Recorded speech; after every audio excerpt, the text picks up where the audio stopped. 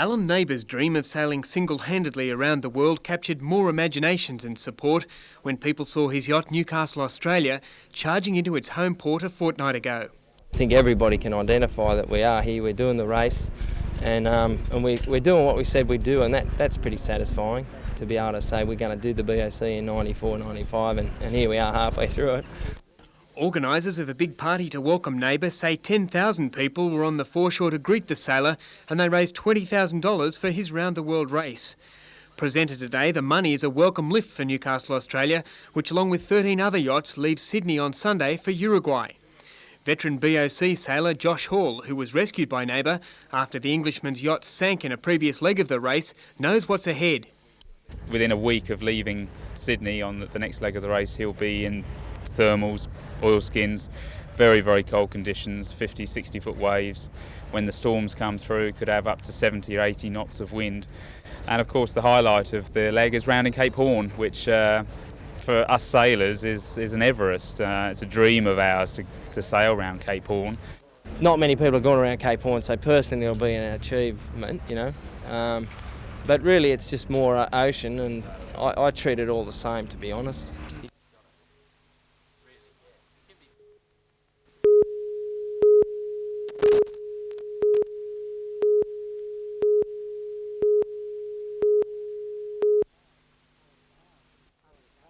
Under power, the historic barkentine Svanen enjoyed a calm entry to Newcastle Harbour, its crew no doubt aware of the hectic pace to be set on the water tomorrow. The Svanen and the Young Endeavour will give some tall ship splendour to the regatta fleet. Other craft, like the replica steamer William IV, have also been polished to add to the water's sparkle. Preparations on shore are on target too. The arrival of the IndyCar Roadshow this afternoon, just the tip of the iceberg. Yes, it is. From 9 o'clock in the morning, there's a feast of activities both on the water and on the foreshore, with the Formula One events, ski racing, the freedom of the city for HMAS Newcastle, and a full range of activities throughout the day. A high-tech highlight will be tomorrow night's laser and fireworks show. Sydney's Laser Vision company faced with the job of upstaging itself after last year's spectacular. A lot more special effects than we had last year. There are now 4 lasers, there were only 2. One of them is the most powerful laser in the southern hemisphere, so it's going to be quite bright. The laser show is set to start at 9 p.m. The foreshore should accommodate the regatta's expected record crowd, with additional trains and parking organised to cut down traffic problems.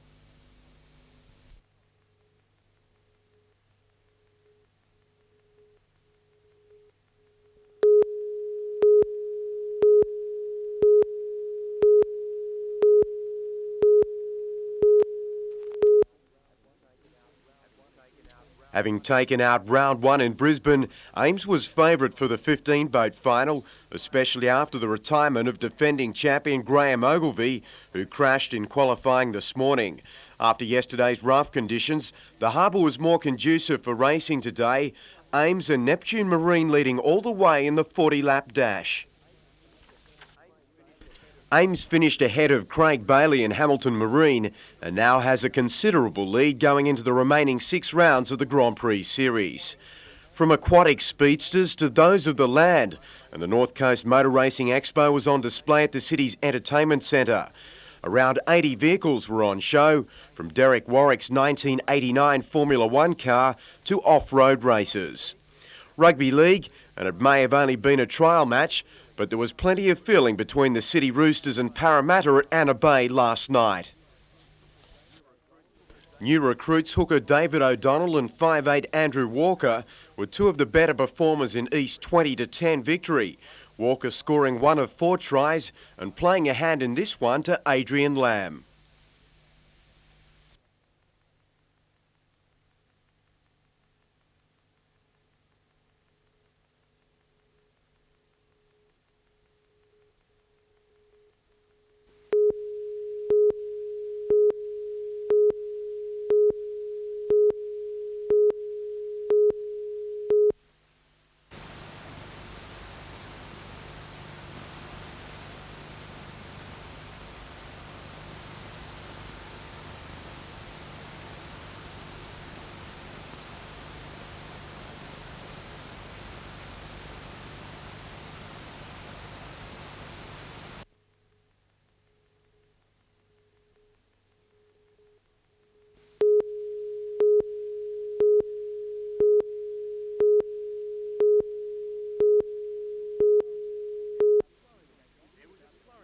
There was a flurry of activity about the Pyrmont docks as the BOC sailors prepared to leave on the third leg of the challenge, sailing from Sydney to Punta del Este in Uruguay.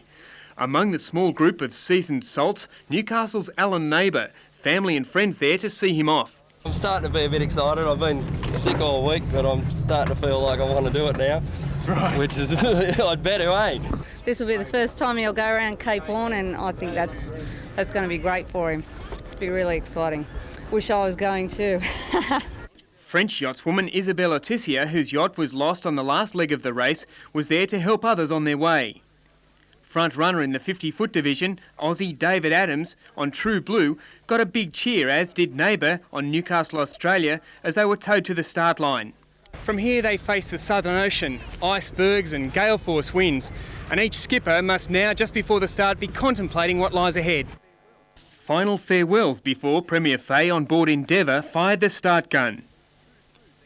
True Blue led the fleet out of the heads, the ocean racers gradually shrugging off chase boats and spectator craft to face the 6-week, 7,000-mile haul ahead. Neighbour is in 4th position in his class and 8th overall. From Sydney, Andrew Lobb, NBN News.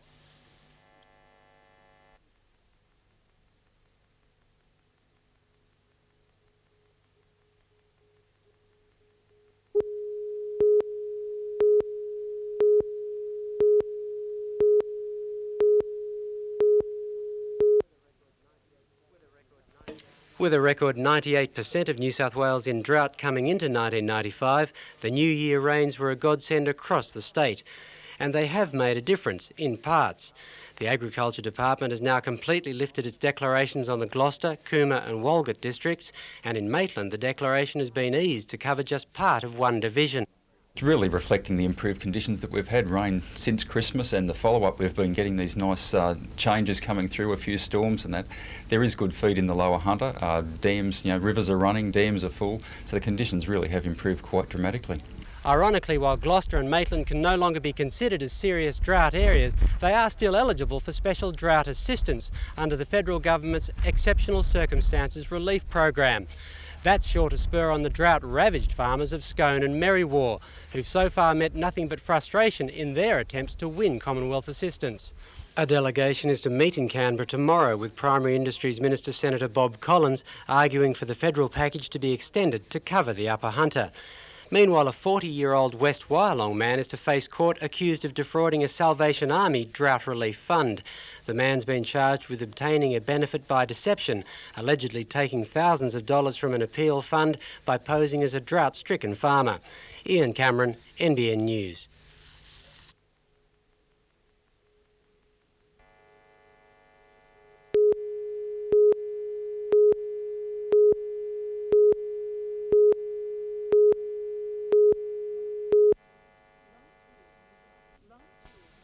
Last year, Newcastle University's Dean of Students dealt with dozens of allegations of sexual harassment.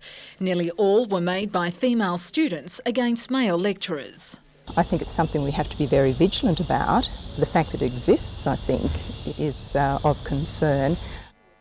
Marge Kibbe advises students on how to deal with sexual harassment, but claims sometimes allegations are based on misunderstandings. Things like locked doors, the arm around the student, standing too close, repeated social invitations that are refused. All of these things can lead to a situation that is harassing.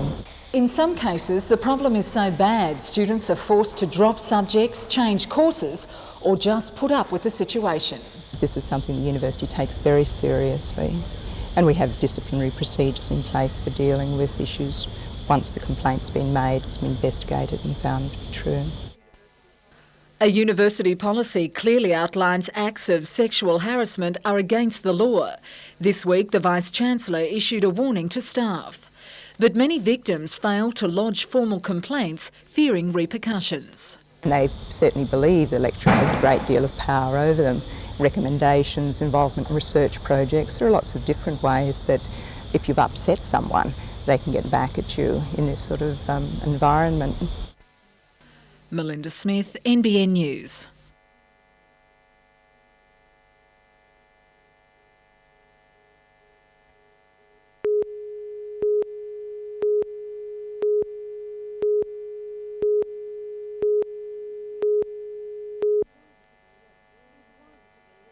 It was to be a daring air display, one pilot Bob Copas and stuntwoman Lace Maxwell had done many times before, wing-walking mid-air on top of a tiger moth.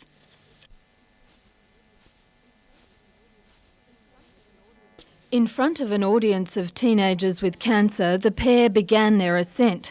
But as the plane climbed, it faltered, the aircraft crashing to the ground and bursting into flames, killing both the Brisbane pilot and Sydney stuntwoman. She loved the outdoors and she loved to be free. Yes. And flying gave her that.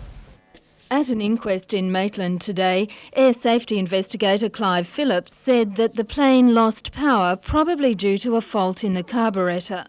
While coroner Jan Stevenson said she had no reason to discount this, she brought down an open finding because she said the only one who can tell us what went wrong is Bob Copas, and he's not here.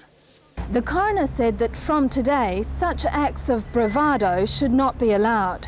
She recommended that wing-walking on tiger moths be banned by law.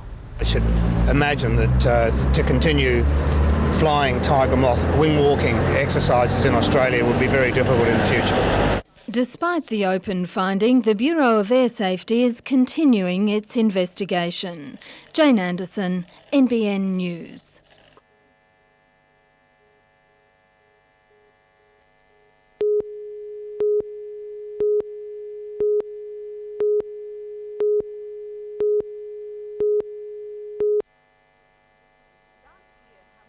Last year, Hamilton and Mayfield police patrols were combined in an effort to save money and improve services. Today, the most tangible result of the amalgamation was opened at Waratah by Police Minister Gary West. The office in Coolaman Road is the headquarters of the new Super Patrol. It houses management, administration and the region's largest detective office. It is, however, only a demountable building and one most of the public will never step inside. A permanent office is planned nearby. However, Minister West could give no guarantee when work will start. I don't have an indication at this time. We've only just opened this new facility, so I can't go that far forward for you. Although eager for a permanent building to come online, Head of Waratah Patrol Chief Inspector Max Ebrel says the amalgamation of the areas is working well. We're seeing an overall decrease in crime, we're seeing greater development of staff and we're seeing greater utilisation of resources. While opening the station, Mr West also announced for the second time that 5 more officers will be stationed at Waratah come June. As to recent criticism of understaffing in some regional stations, Mr West said the figures are being constantly reviewed.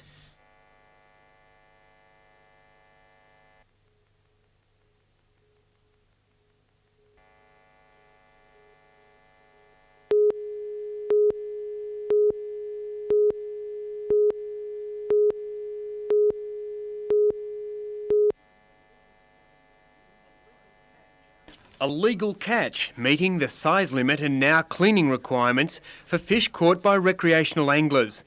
When a fish is cut up, inspectors say it can be difficult to determine if it was undersized. So now the catch has to be brought ashore where it may be checked. People will need a lawyer when they go fishing in future. I tend to think it's a good rule because if you start filleting undersized fish, like I got a few flathead this morning which was quite small, we could have filleted and brought back a bag of fillets and there's no way you could measure them. Anglers can face fines of up to $5,000 if found coming ashore with filleted fish. The Fisheries Department believes this is one way of trying to rub out unscrupulous offenders taking undersized catches. Well, it's not the legitimate fisherman out there who is doing the right thing. That's not the gist of this legislation. The spirit of it is to target the people who are purposely taking undersized fish and taking their heads off or otherwise filleting the fish to avoid detection. They're the people we're trying to target.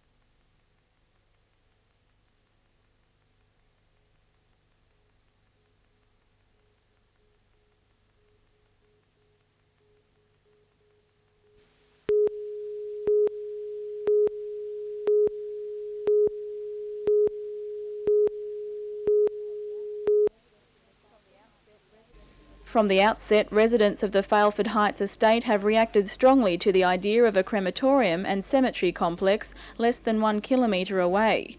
They've petitioned Great Lakes Council, 138 residents claiming the development threatens the character of their country landscape. But we've come out here for a clean air, not to be polluted by something from the, like a crematorium. Plans for the first stage include a chapel, crematorium, offices, a caretaker's residence and machinery workshop.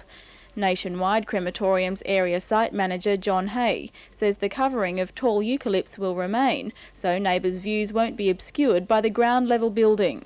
There are 20 or 30 narrow-minded, selfish people who are holding the rest of the shire to ransom by having to take their beloved to Port Macquarie or Beresford, adding to their grief and the cost of cremations. It should not be there, simply because of the pollution from the crematorium, the smell, emissions, and the land is not suitable for the cemetery. Although he's deleted the cemetery at the moment, that's only just a red herring which he will apply for the cemetery at a later date. Mr Hay hasn't ruled out a possible cemetery on the site in the future, but he says the immediate concerns of emissions from the crematorium are unfounded. No, there's no problem. This cremator that we use has a sensor built into the stack that will not allow any toxic emissions to erupt from it. Tracy Walsh, NBN News.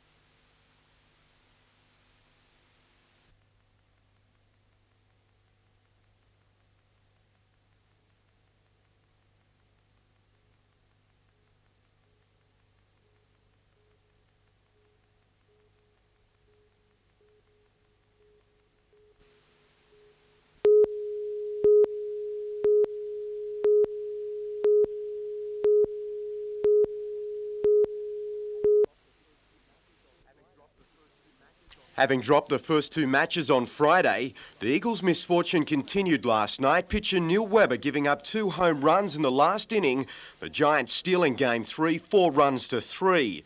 Adelaide then punished the Eagles in the final match, scoring 8 runs in the 6th inning, winning 15-4.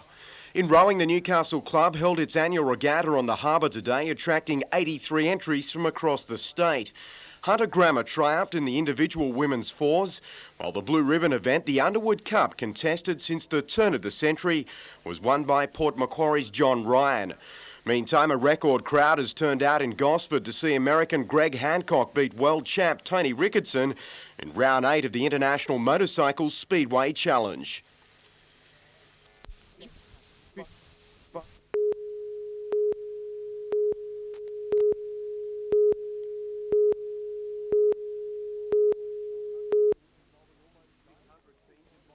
.600 teams involving almost 900 people took part in this morning's triathlon, consisting of a 500-metre swim, 20k ride and 4-kilometre run. With 6 divisions sent off at 5-minute intervals, the field was scattered, but 46-year-old Maurice Matthews, representing the Hunter District veterans, was first into the cycle transition, followed by Dudley's Paul Hines, who teamed with wife Sue for the event. But the final 4k leg saw that order change, with Kent Warren putting in a remarkable run leg to give the Anchorage victory. Nikki Rolls, representing the Joint Coal Board, was 4th across the line and the first individual woman, while Clay Deeg was the first individual male. But the battle for the minor honours continued throughout the morning. Meantime, another dedicated group were testing their skills in the GT Bicycles Patterson Classic today. 400 took part in the second last round of the National Series and Australia's oldest mountain bike event. Local Kim Hulbert was most impressive in winning the sport's women's cross-country and downhill, while former world triathlon champion McKeely Jones won the women's cross-country.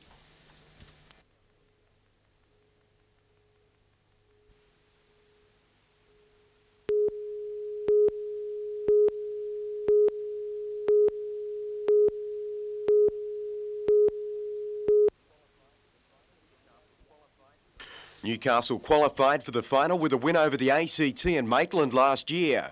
Selectors have named a strong lineup, with the only change behind the stumps. Colts representative David Sulkowski replacing David Brown, who is now in England. Captain Mark Curry confident about his last game for Newcastle. I think we've got a good side. It's just a matter of us performing to our ability, I think. In shooting, Kel Vickers has won more gold, this time in the Oceania Games in New Zealand. The Cessnock marksman who won gold at the Commonwealth Games took out the centre-fire pistol event. In motorcycling, Wyong's Damon Buckmaster has continued to impress, this time in the opening round of the Superbike Series at Melbourne's Sandown Raceway. Replacing Matthew Mladen for the event, Buckmaster finished third overall after 2 races, behind Martin Craggle and Peter Goddard. Meantime, BHP Hunter Club member Joseph Mitchell has backed up his win in the inaugural Newcastle Harbour Swim by taking out the state 1500 metres title at the Homebush Aquatic Centre. It was one of 3 gold medals won by the club, Amanda Hector winning both the 100 metres and 200 metre butterfly events.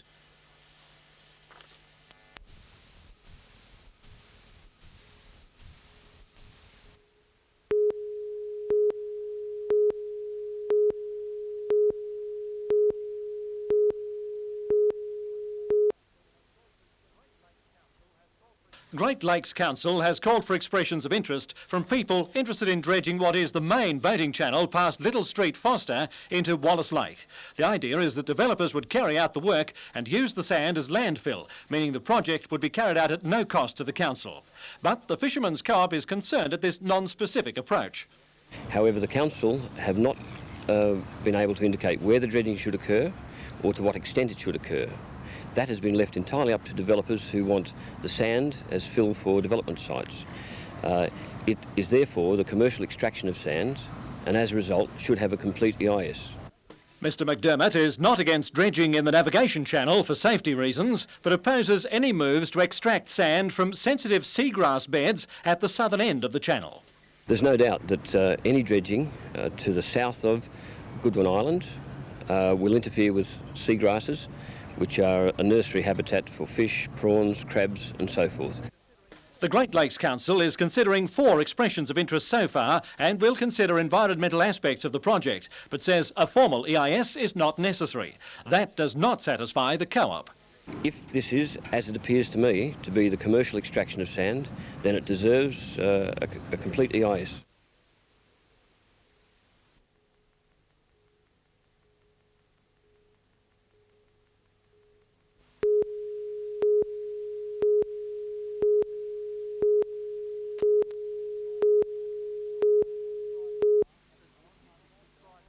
The statistics are frightening. At the John Hunter, Belmont, Mater and Maitland hospitals, 10,000 children aged up to 16 years old are placed in emergency wards after accidents each year. Things like burns, fractures and poisonings, and the figures are remaining high. The prevalence of them is not decreasing, and that's a very big worry to us. The most dangerous place for kids is in the home. 50% of accidents happen there. 30% of the victims are aged under 5. The experts say it's not that parents don't love or care for their children, it's just that they're not aware of potential risks. And with a little bit of education, most of these dangers can be avoided. We can lock our medications away so children can't reach them. We can make sure that they're supervised near water at all times, and you can put barriers on stairs. KidSafe, the Child Accident Prevention Foundation, is calling for volunteers to help stamp out the problem. The group is hoping to build an exhibition home at the John Hunter to advise parents on the best ways to prevent accidents. Peter Ryan, NBN News.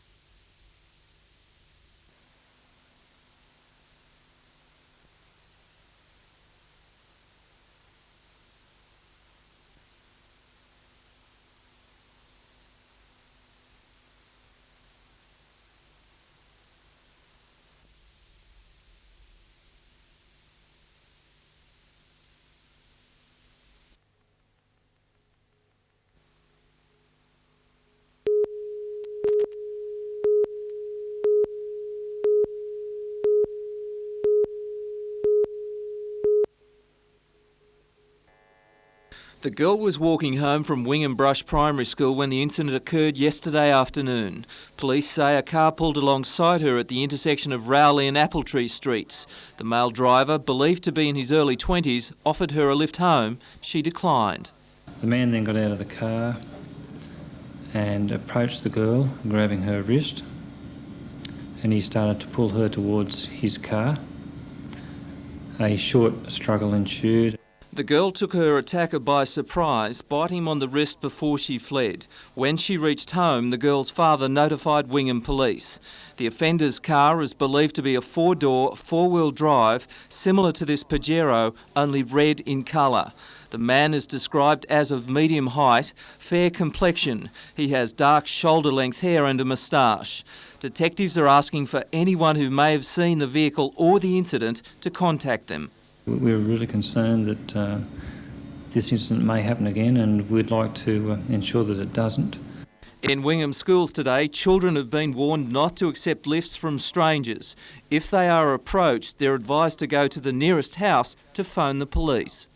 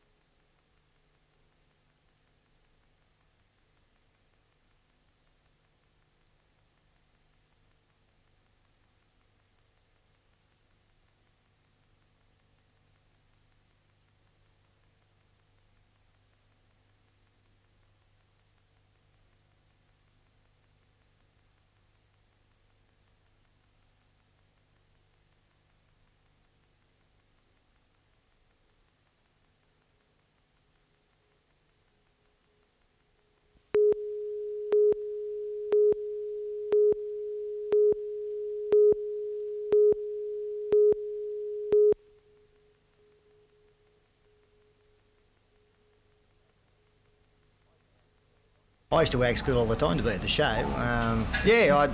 It's part of your childhood, I think.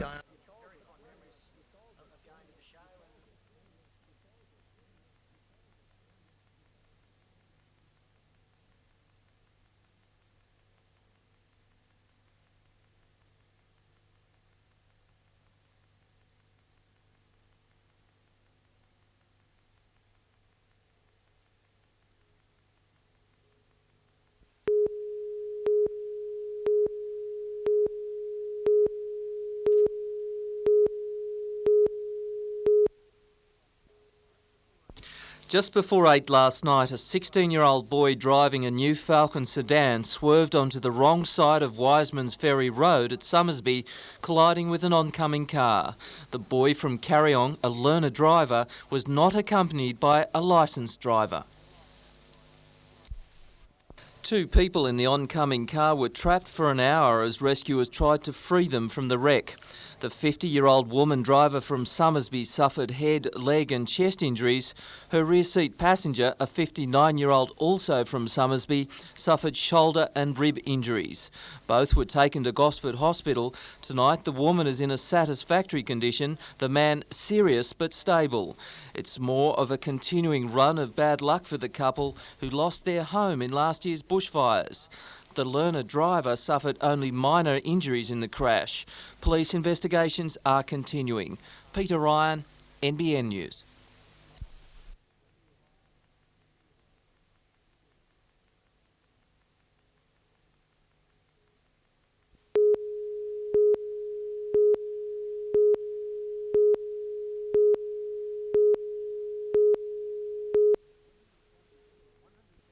The $100,000 unit had its baptism by fire this morning at a serious road smash at Wallsend. The 6-cylinder diesel Hino has only just been fitted out with its rescue equipment, transferred from the ageing Ford truck it replaced. It's great. You know, the other one's 18-year-old, I think it was, and she's starting to bend in the middle. You know, she couldn't handle the job. As well as an onboard treatment capsule, the unit can transport a medical team of 6. It's the ultimate for us. We've been waiting for some time for it. we now have a capability of not only doing our ambulance work, as we can also do our rescue work at the same time. The layout of the vehicle and its equipment, from high-powered lighting, generators, compressors and tools, was designed by ambulance officers. It's the latest in a line of rescue vehicles used by the service over the past 30 years and will be dedicated to the founding father of the rescue unit, Lance York, at a ceremony next month. Andrew Lobb, NBN News.